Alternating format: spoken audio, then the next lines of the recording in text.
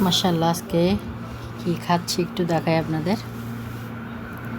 এটা মাংস ভর্তা, লাল শাক ভাজি, সবজি, তিতা করলা ভাজি,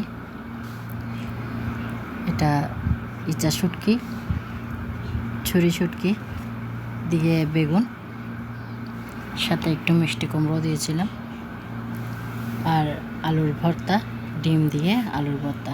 দেখেন মাশাআল্লাহ কত সুন্দর, দারুণ। দেশে নাকি অনেক বৃষ্টি পড়তেছে, এটা মিস করতেছি, তাই এগুলো আজকে ভর্তা ভাজিগুলো করেছি খাওয়ার জন্যে। সবাই যেহেতু দেশে বৃষ্টি হলে ভর্তা করে, তাই আমরা আবার চিটেঙ্গারা ভর্তা বলি না, আমরা বলি চিটেঙ্গা ভাষায় মরিচ চাননি, আলুর চাননি, বেগুনের চাননি, এরকমই বলি। পাশে একটা ডিম নিয়েছি, এটা কাটি কুটি আমার মেয়ে কী করছে দেখেন। আফরিন, আফরিন, এ আফরিন, এটা কি করছো তুমি? ডিম এভাবে কেটে ফেলছো কেন মা? না,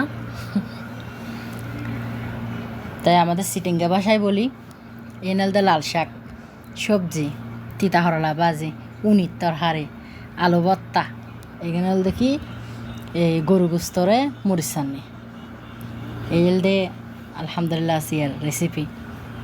তবে ভিডিও বা কেনই অবশ্যই বেকুনো হইবেন। আসসালামু আলাইকুম।